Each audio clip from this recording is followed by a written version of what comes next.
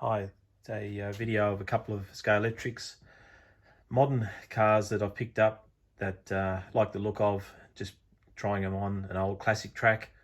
It's probably about 30 years old. It did need the classic track, needed a bit of work, and tidied it up, used some accessories that came with it, and had to tune the cars a little bit. These modern cars are great compared to the old ones, especially the magnets and the lower profile sitting to the track, and the front wheels touching as well. One of the things though is that they do scrape a little bit. I've left this XW, which is a 69 Bathurst, pretty much done untouched. I haven't trued it up too much. The Tyrrell, great little car. That's a Jackie Stewart model. I've tuned it a fraction, only in like a little bit of the tyre work, but not too much. And this was undercarriage here was bumping on the track because the track's a bit rough in the joins. So just filed that down a fraction, and cars go really well. And I just thought I'd set it up on auto with the automatic device there on the controllers that didn't cost much at all. And I'll just flick the power on, let it run for a few laps. They go quite quick. They're probably at about 2/3 speed. I didn't want to crank it up too much, they fly off the track. And the other thing is this spoiler, because they are a bit modular, it'll fly off as well. So I'll take that off now to avoid any problems later on, and no doubt I'll end up losing that if I don't look after it. So yeah, we'll have a minute or two of it going around the track. Very small track, but again, it's just a test track. Take a few photos, see how the cars run.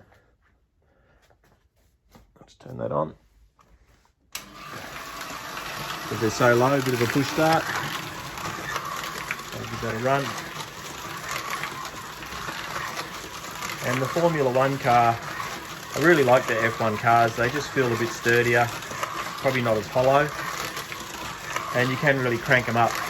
The sedans, still good, but they just feel a little bit lighter, not as sturdy.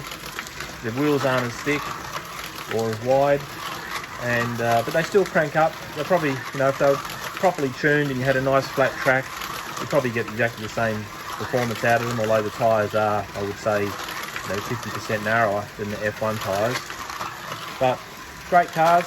I think they were both $89.95, $90 Australian, brand new. It's not worth mucking around with the old cars to try and get them going again in some respects. I'd rather just use the old cars for photos and whatnot, and run these new ones if you're going to have fun racing your kids. I've got a few of the old ones here. They go okay, but yeah, it's just too hard to keep going. A couple more old ones there.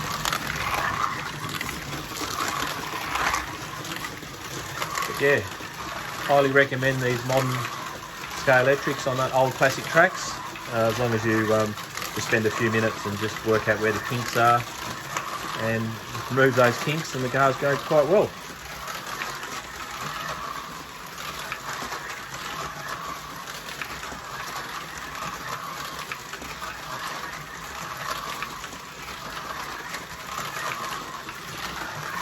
Let's see if we can crank this F1 car up a little bit.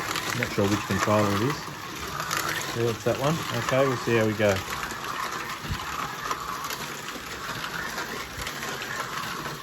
Oh, this is off.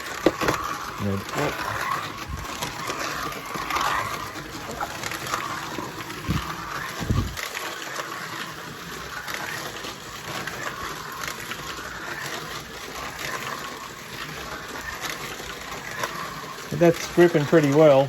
Very tight track. Whoop. So she's probably right on the limit there. I'll give this Falcon a bit of a squirt, see what happens with that. Whoop, maybe lost it then. Whoop, lost it then. Whoop. But you can see, you're going to go plenty quick enough if you've got a couple of kids and you want to have some fun with them. But again, being models and toy cars, if you want to keep them in perfect condition, then probably don't race them.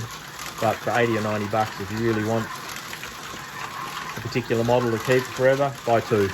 Race one, keep one.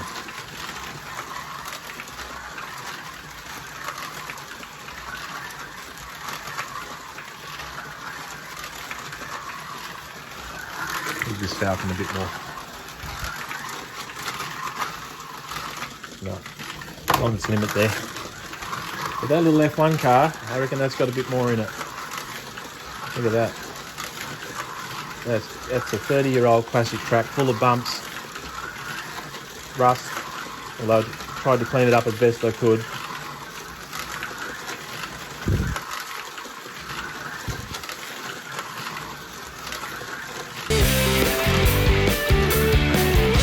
Got some nice speed on it.